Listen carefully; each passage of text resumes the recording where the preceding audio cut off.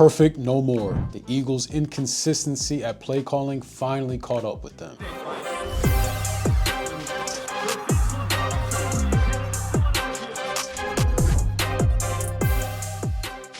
Eagles lose a tough one at home to the Denver Broncos, 21-17. The Broncos scored 18 unanswered points in the fourth quarter and brought the Eagles their first loss of the season. The Eagles were carrying a 12-game home winning streak until Sunday's game. Brutal loss for the Birds. Now, if you have been following the Eagles since week one, this was probably the most frustrating game to watch from a fan perspective, because the Eagles were in control for roughly 3.5 quarters of the game. Now, family, I don't want to sound like a broken record, but listen, the ugly play from the Eagles that they have displayed over the last month is not a sustainable recipe for success, and it certainly isn't a good identity to have. Yes, the refs played a significant part in the game, probably too much, but moreover, the Eagles allowed the refs to keep the game close. It's the coaching not to lose instead of coaching to win ideology that came back to bite the Eagles in Sunday's game. There was really no excuse for this loss, but I feel like this might be a good thing for the Birds, and it could be the wake-up call that they need. Now, I know I have my gripes with Kevin Patullo, but I did feel like he was 50-50. We did move the ball down the field extremely well the second series of the game, and the offense looked fluid, looked balanced, it looked in sync, and that success carried over into the third offensive series where we finally saw the long ball to Smitty. What's mostly frustrating about watching huge explosive plays like that is it's largely due to the fact that Smitty is doing that the majority of the game in most games. And it's like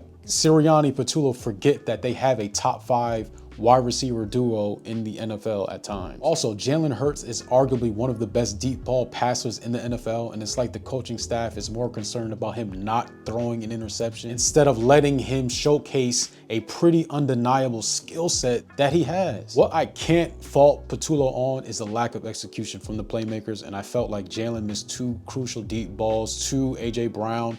One of them probably would have been the dagger in the game, but it is what it is. What's inexcusable from all parties is that the fourth quarter, the Eagles only generated 49 yards of total offense off of 16 plays. And it's like they were picking Denver's secondary apart all second half and then just reverted back to that risk-adverse offense that they were so accustomed showing for the past 4 games. Saquon Barkley only had 30 yards of rushing today. Now, I know you have to take what the defense gives you, but Saquon is a unstoppable force at times and has proven he can pick apart the best defenses. I don't know what conversations need to be had amongst the offensive leaders and coaches, but definitely the philosophy needs to change. Only scoring 17 points with the offensive firepower that you have is unacceptable. The game plan each week is simply incomplete, and we have to be honest about that. Can I also point out how bad the offensive line has been lately too? Now, I know some guys are probably banged up and dealing with some injuries, but the run blocking and pass protection has been abysmal lately. What do y'all think? Let me know if I'm tripping in the comments below. Now let's shift to the defense. Now, I can't fault the defense too much. They kept up their end of the bargain and held the Broncos to a field goal up until the fourth quarter. I did feel like the whole bend but don't break philosophy finally caught up with Vic Fangio and got the best of the Eagles